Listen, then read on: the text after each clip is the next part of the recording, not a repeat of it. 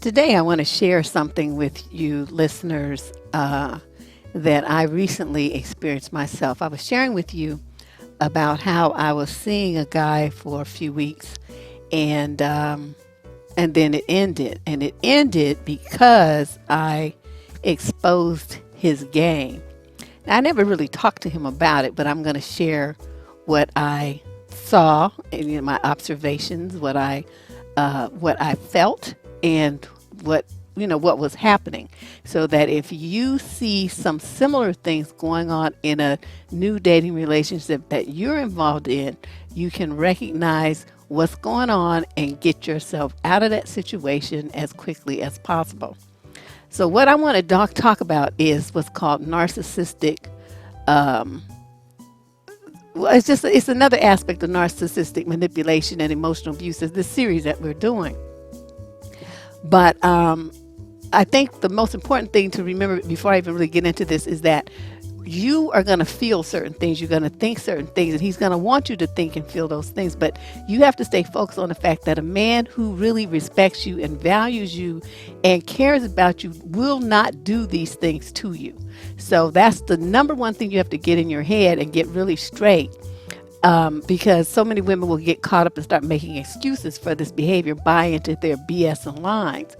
And what this guy really cares about is feeling powerful, and he needs to feel like he's in control. He runs a lot of game. Usually this need to control and feel powerful is based on things that he suffered in his childhood. And I know that sounds very trite, but in this particular case, it's very true. Every single one of them that I ever talked to had some story to share about feeling neglected or disconnected from his parents and unwanted and devalued. It's like textbook cases. And so they grow up basically feeling unloved and very insecure about where they stand with people. They don't trust love that people are supposed to have for them. They just don't. So you're sitting there thinking if you're going to love this guy into feeling better and healing, it will never happen. He is the only key to his success and his changing. But his goal is to manipulate other people so that he has the upper hand. His hurt and his fear and his distrust of other people are designed to protect him. He wants to feel like nobody can hurt him like his parents did, or whatever, whoever hurt him in his childhood, because now he has the power. So yeah, they do that, but what they're really looking for, what they really truly want, is to be happy and to feel secure and to get some unconditional love, the things that they needed as children but never got. So you see where his conflict is. And I'm not telling you this so that you can feel sorry for them and listen to their whining and their nonsense. I'm telling you this so that you will understand, when you start hearing his sob stories, why he is doing what he's doing. That is not an excuse. It is merely an explanation. So the guys I'm going to talk about are the type of narcissists that have amazing, just unbelievable skills at seduction. A lot of people call them players, but these guys go a lot deeper than players who just bounce from woman to woman. These guys have a goal. They have an agenda.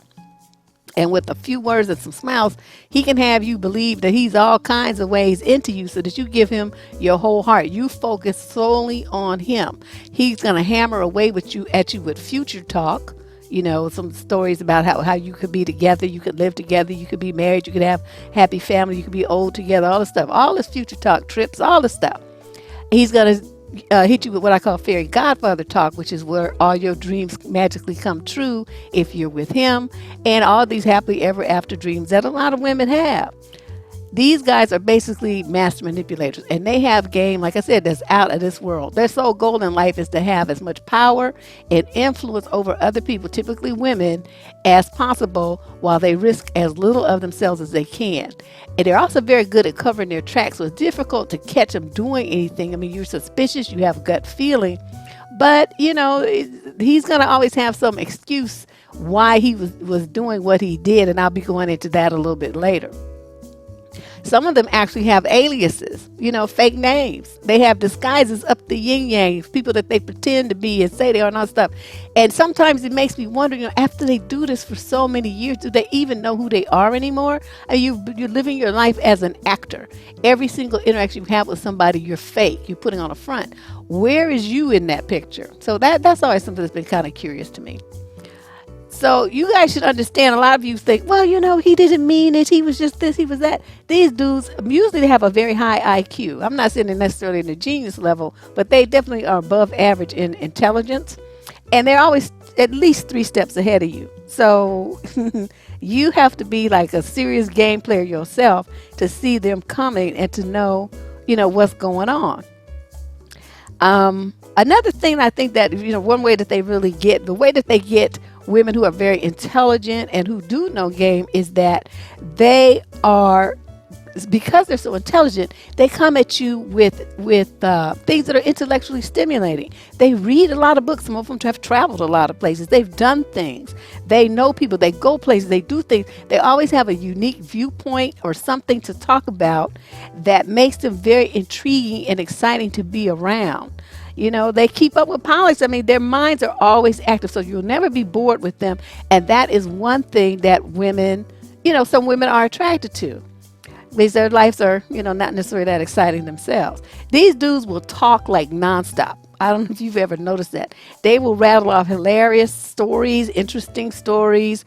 They'll share trivia and history and ideas and stuff, the thoughts they were thinking about and things that you can do and be and say. They really get your mind going. So most women end up kind of mesmerized and then maybe even slightly overwhelmed because you feel like, wow, he really knows all the stuff. He does all this thing. He goes to all these places. He knows all these people. And I'm just so boring by comparison.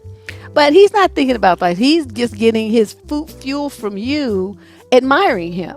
That's what he's really after. You sitting there all wide-eyed and saying, wow, he's so fabulous. That's what he's after. So it doesn't matter that you even understand even 1/10 of what he's talking about. That's not important.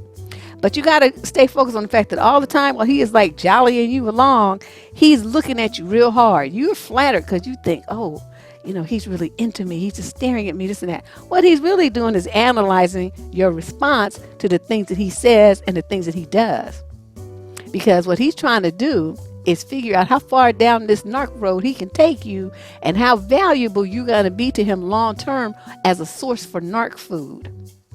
So he's trying to make sure, see what you do, what you say, how you react to his actions and how his words.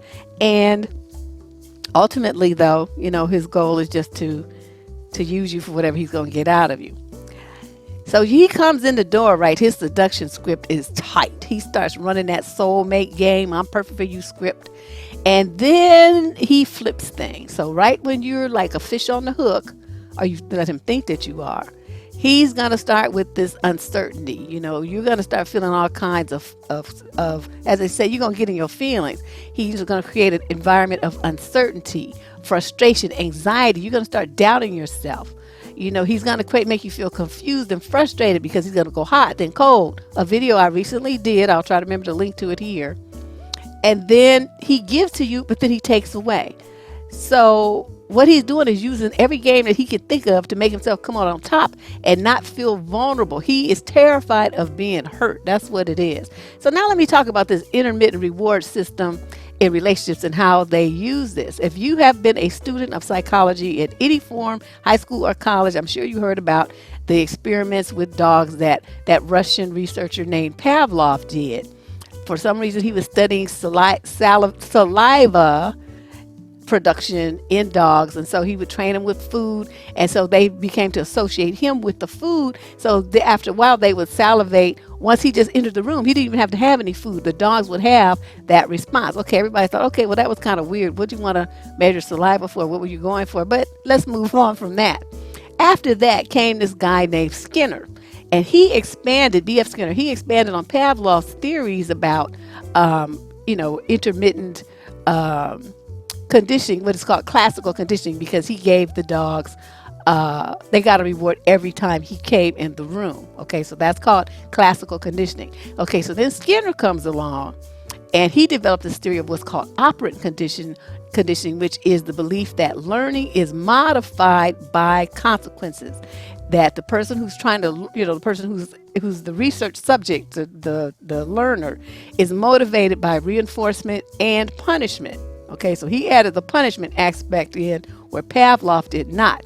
So Skinner's feels like, if behavior is being reinforced, it's going to occur with more frequency. And the reinforcement from his research position could be either positive or negative. So in other words, either a reward can be given, which is something positive, right?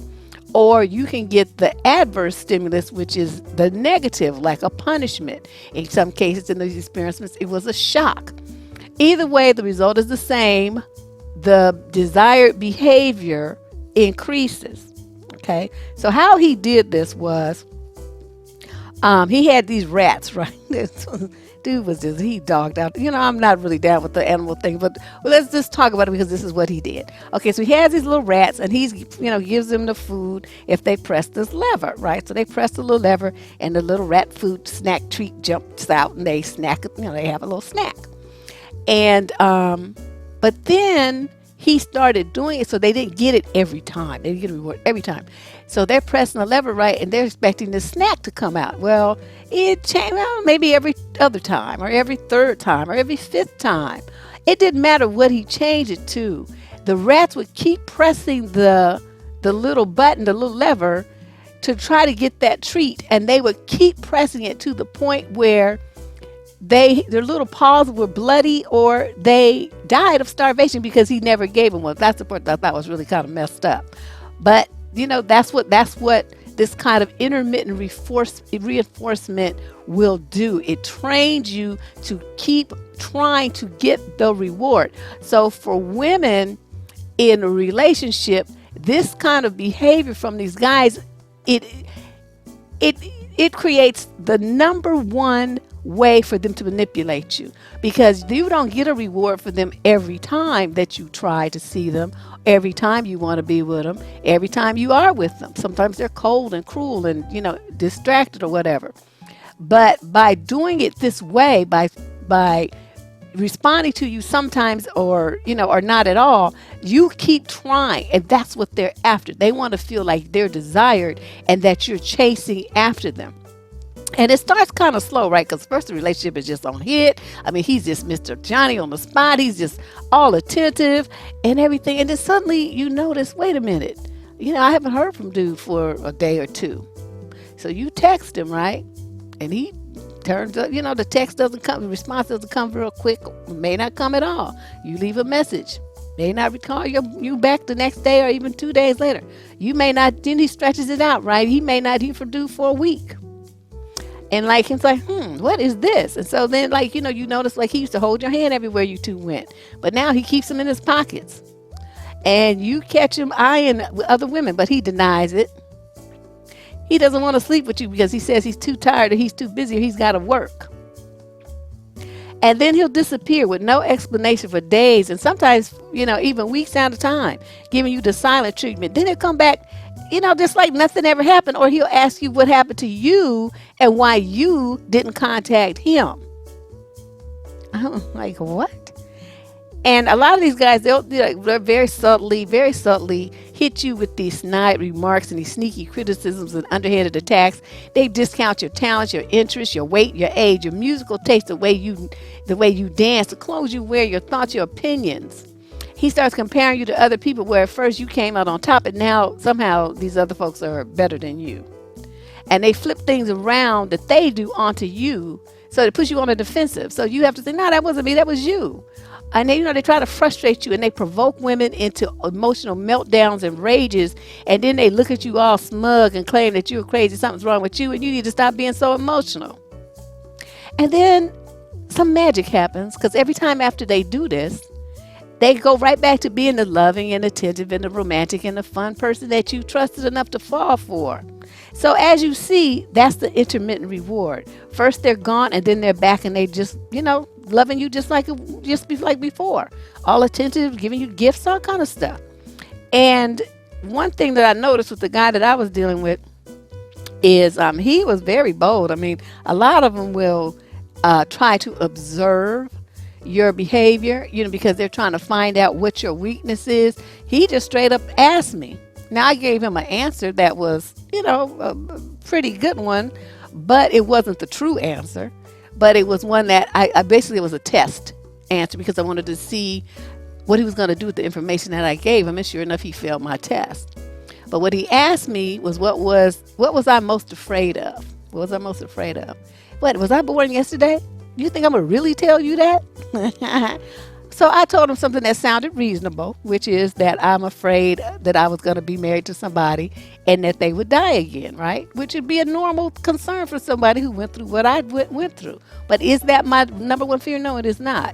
Because I know that, I had therapy, I had counseling. Everybody's going to live and everybody's going to die. You're just going to deal with it. I understand that. That's not my big concern.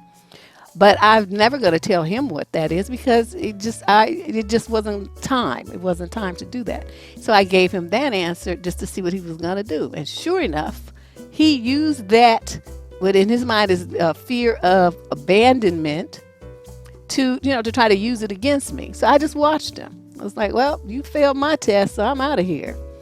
And that's how that ended. That's why that ended. So when you have a situation very similar to this, you're going to really suffer because a lot of you are very anxious to be in love. You're very anxious to have a relationship. There's nothing wrong with that. If everybody wants to feel loved and be, have a partner in life and somebody to share their joys and sorrows and pains and to work with and their life with and stuff, there's nothing wrong with that.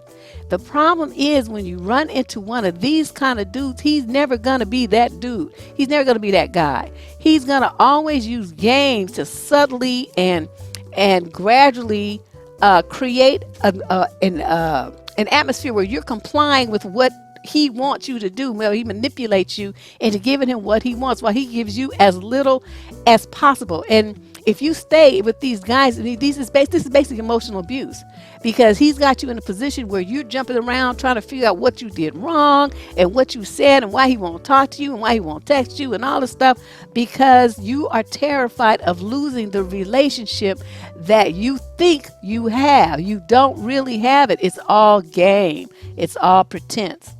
So when you're in a state where you're fearful like that, what you're really doing is you're so afraid of loss, of losing it, that you can't think clearly. You're not analyzing what you're seeing from him and what you're experiencing at his hands. You're not thinking about that. You just want that pain to go away. So you're going to do anything. You're going to give anything that you can that's reasonable to feel good again. So whatever he asks you for, you're going to do it. Whatever he wants you to do, a lot of you will do. You do criminal acts, you do all kind of threesomes and all kind of stuff that goes against your morals, your values, your very boundaries of life, your idea of who you are. You end up in prison, you end up with a disease, all kind of stuff goes on because you are caught up in this intermittent reward thing, intermittent reinforcement, where you're just pressing the button like a little lab rat trying to get him to love you again. I want you to understand what is going on. And him coming back, and then leaving, coming back, leaving, coming. It creates a very destructive relationship pattern that is not going to help you at all. It's not going to help you do anything. It just destroys women. So let's talk about what makes women stay in a situation like that. Because, a lot of people ask that question, why don't these women just leave? Well, some people call this trauma bonding, which is a whole nother video. You can look that up on Google if you like. This, to me, because it doesn't really have to be traumatic. So that's like too strong of a word for me. And a lot of people like to describe this kind of behavior, like the guy coming on strong at first, as love bombing. I hate that word. I hate it. I know the woman, Patricia Evans, who created it. We used to be neighbors. But she was on my show on Blog Talk. I interviewed her. But this goes beyond that because this guy has an agenda and everything he does, he's only doing enough to get you. So it's a measured amount for each woman. And and it's no love involved. So calling it a love bomb is a joke because it's not. It's a manipulation bomb. And that's all that he's pretending to give you, this emotional food that he knows that you want. But it's not really there. It's just game. He's just going through the motion. So you using the term love in association with this is a misnomer. And you shouldn't do that. That's not. So what these guys do is, so first he's all into you, right? So it's like it's good and good. And then he's, something mean. and then he's gonna abandon you. Then he comes back and it's wonderful, and then it's horrible, and he's mean, and then it's wonderful, then it's horrible, then it's wonderful, and then it's great, then it's horrible, then it's wonderful. Okay, so you on this emotional roller coaster, and he's yanking you around like a yo-yo while you try to figure out what you need to do to get this relationship back on an even keel. He becomes like the number one thing that you think about, and everything that you do is concerning this relationship. So let's talk about some of the ways that you would know that you might be able to recognize that you're being manipulated. Of course, this is not a complete list. These guys have so much game. I mean, I could just sit around and interview them all for the rest of my life and still probably never get all the games down. But I'm going to talk about your response to the games. Okay, so we're focusing on you right now. So number one is you will suffer from mood swings, pretty much extreme mood swings. You're going to go from elated to teared like a puddle on the floor on your bed, crying in fetal position, because your feelings are being entirely manipulated by what's going on with this man and in this relationship. And I know you know what I'm talking about. Too many of you have done this. This is why I did that video called Controlling Your Emotions. I will try to remember to link to it here. It is a key that you get control of your emotions when you are dealing with a man. You cannot go into any situation where you let them have unfettered access to your heart and your mind before you fully vet these dudes. And that takes months. Okay, they're going to hit you with all this romantic talk and stuff. But you got to slow that down and tell them no. And no, I don't want to see you. I'm busy. I got shit to do. No. Next week, maybe next month. You know what I mean? Stretch that out. Don't let him just be all up in your space like that. Number two, you aren't really happy in the relationship most of the time. You're just happy because you have one. You're just happy because you can tell people, I got a man. Yet, even though you're miserable, you worry about losing him because of the few little times, once a month, twice a month, that he does make you happy. See, there's that intermittent reward at work. And those are the women who you see at work or your girlfriends or something. They're going to talk about that one thing he did nice in 1977 versus all the other asshole things that he's done every other day of the year since. Okay, but she hanging on to that one thing, hoping for another reward like that. Number three, you believe you must be doing something wrong and overlooking something important, and something that you're doing or not doing, not say something, you're blaming yourself is ruining a relationship, but you don't really know what that is. You have no clue. And when you ask him, he, says nothing's wrong. So you're sitting there feeling like something's wrong, but you don't really know what it is. And so you stay in a relationship. And at first, you were happy. You was thinking, this is number four. You were happy thinking that you finally found somebody to love you, but now you feel more anxiety and sadness or even desperation than you do excitement and joy. Okay, this is, you got to really get into touch with your feelings about this stuff and be honest with yourself. And when people ask you about your relationship, this is number five, you aren't really sure what to say. Well, how you guys doing? This, that. You be kind of hum and ha, and you're like, well, it's kind of complicated. That's the usual response. They even have that on Facebook now as one of your relationship options. Number six, you obsess about him in the relationship. You endlessly analyze every aspect of what he did, what he said, what he didn't do or didn't say, and his facial expressions and where he is and who his friends are and what your whole focus, your whole life is switched over to thinking about what he's doing. Number seven, you're never really sure where you stand with him. So you're in a constant state of anxiety and uncertainty. You're like, well, what are we? Where are we? What is this and that, blah, blah, blah. Number eight, some of you will ask him over and over, something's wrong. It feels like it is, but of course he denies it. Number nine, you feel the need to explain and defend yourself a lot because it really does feel like he never understands what you say. He always takes everything you say wrong and flips it around, twists it into something else. So you feel like you're being attacked. It's very subtle.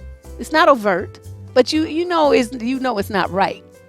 Number 10, important things go unsaid a lot in your relationship because the conversation that you have with him are superficial and gossipy in nature, or he's just making jokes. It's stupid. Especially as the guy's more mature. The dude I'm dealing with is in his 50s and he's still acting like that. And expressing negative thoughts and emotions are a no-no. And he cuts you off or just flat out tells you that he doesn't want to hear it. So you learn really quickly by his response that he's not trying to really have any depth conversations where you explore your feelings about things and share that with him. He's not trying to hear all that. He just wants everything to be all nice and wonderful and easy. And so the relationship lacks depth and richness. You can't really be vulnerable in a situation like that, because he's not trying to hear it. He's not trying to know you on that level, and he's not trying to tell you that about himself either. Number 11, some of you internalize what you feel is rejection, these, his narc discard, disappearing acts and all that stuff, as a personal attack on your value and worth, which you should not do. You ultimately feel less confident, less intelligent, maybe like you start doubting your mental capacity, you start distrusting people, you feel ugly or something. You feel less than what you were before you met them, and you start feeling inadequate in many areas of your life. Number 12, you feel guilty that you aren't meeting his expectations, so you apologize a lot. You apologize about everything. Oh, I'm sorry. What you sorry about? Never be sorry. Fuck them.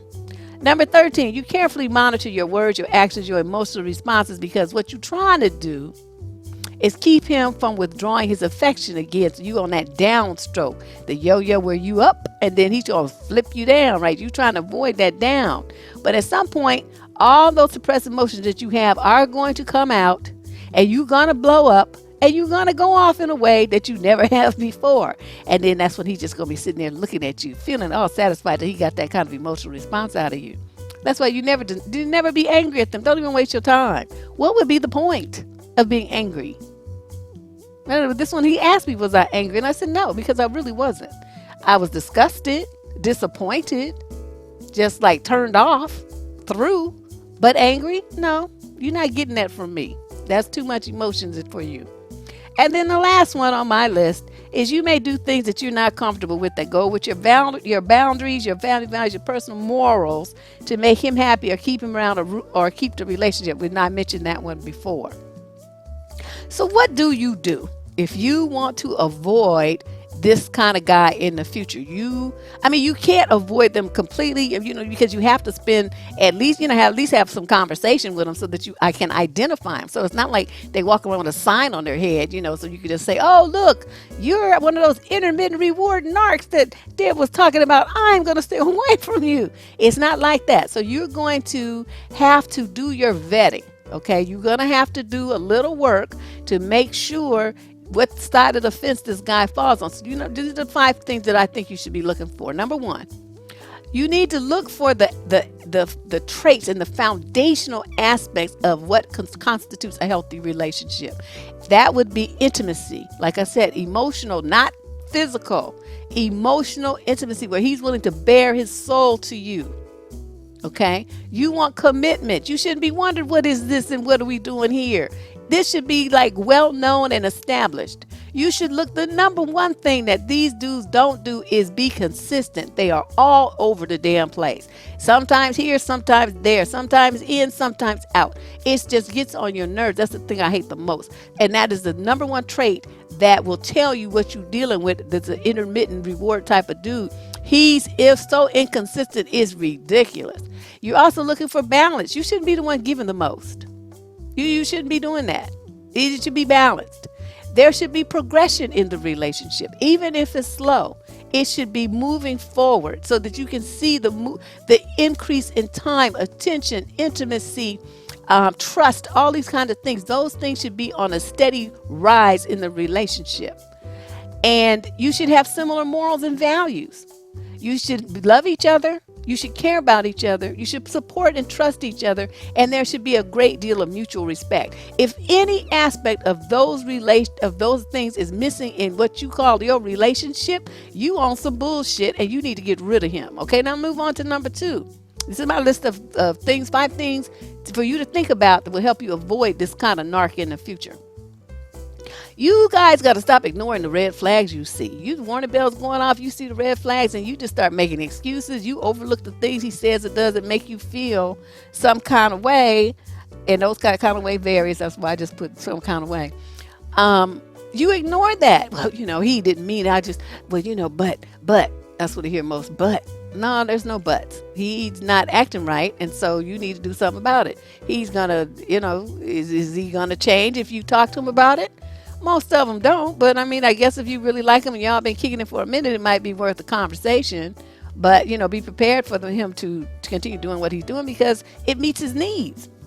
Number 3, be alert and stay woke about the dynamics of the relationship as they unfold, and as well as not only what his role is, but what yours is as well. Because a lot of you have these like kind of codependent things where you feel like you need to be subservient and sacrifice yourself and everything for a man in a relationship. And I'm telling you, that's a quick way to get up, make yourself just destroy yourself. Okay, stay in touch with how you feel after you talk to or interact with him. I mean, are you happy? Are you sad? Do you feel confused, lost, rejected, anxious? I mean, what are you feeling?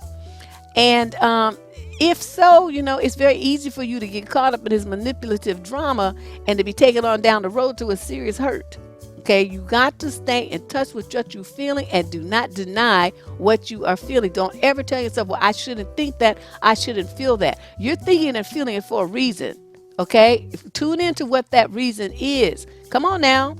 Number 4, you need to watch out for signs of manipulation, which are included in this series. There's not that many videos yet because I'm kind of slow about doing them. But I did a 24 video series, I think it was 2017, called The Manipulative Ways That Black Men Make Black Women Jump Through Hoops. And I will link to it at the end of this video. So you can just click that and go right to that playlist. But that describes 24 very, very common ways that they will manipulate you and have you jumping through hoops. And number 5, establish and maintain your boundaries. Okay, we got a video on that too. I did last year during February. Establish your boundaries. Set whatever's your bottom line is for what you will and will not accept from men, and then you need to stick to it. Okay, that seems to be the hardest thing for women to do. You say this is what you want, but then you don't do it. You don't back it up. You give in. You make excuses. You go, okay, and all this old stuff. So he learns really quickly that you don't mean a word you say. You don't have no boundaries. It's just imaginary. This, to me, this is absolutely the most important thing that you can do to protect your heart, your money, your body, your health, and everything else. You got to have boundaries in what you will and will not accept from men, and you have to stick to it. Let me repeat that. So you have a dude, you kind of like the dude or whatever. You need to let him know that you're onto his games and that you're not going to tolerate his nonsense. And if he really likes you, I mean, some of them are doing this stuff and they've been doing it so long and they are really ready to change. And you pointing out to him that he's on some bullshit, he will understand that he needs to change his approach if he's going to, have you in his life. And for some men, that is the catalyst. That was what gets them to see a shrink or get inside themselves and realize and understand that, he needs help and love just like everybody else. And playing games like that and, trying to protect himself from it, from being vulnerable to it is not only keeping the love out, it's, he's trying to keep the pain out, but it's keeping the love out too. Because walls work 2 ways. Okay, they don't have, filters for the good stuff. Everything stays on the other side. So once they realize that, they a lot of them will finally grow up. They'll stop trying to use people.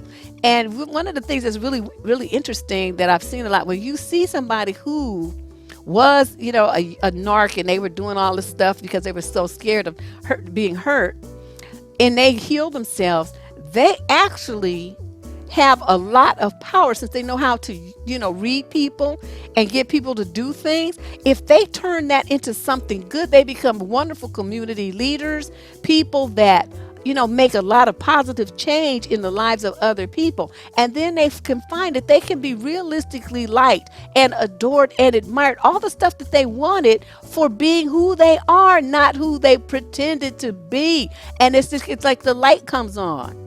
Okay, I'm not saying that should be you. I'm just saying that this is sometimes what happens. It doesn't mean that it's going to happen with you and that you have some magic secret, Harry Potter wand to wave to make this happen. I'm just saying, don't be surprised if, 20 years after you deal with a dude, you find out that this has happened and he changed, and then you will understand what I'm talking about. But whatever, in the meantime, I hope this video was informative to you and provide you with some information, insight that you will find useful. But, my goal is for you to learn here and to be careful and avoid being duped and drawn in by amazing, and I mean, it is absolutely amazing magnetism and charisma and charm of this kind of guy. They have all of that, which is how they are able to use it and get the attention of so many different women. Of course, they can do it a lot better when they're younger and cuter. As they get older, it's more of a struggle, but they can still do it because they still have, the charm and everything that women like, that gift of gab and all that kind of stuff. So you guys think about that. Let me know your thoughts on this video in the comment section down below. This is Deb Cooper from survivingdating.com. Please become a subscriber to this channel. Join us for the live streams. I'll see you real soon. Bye-bye.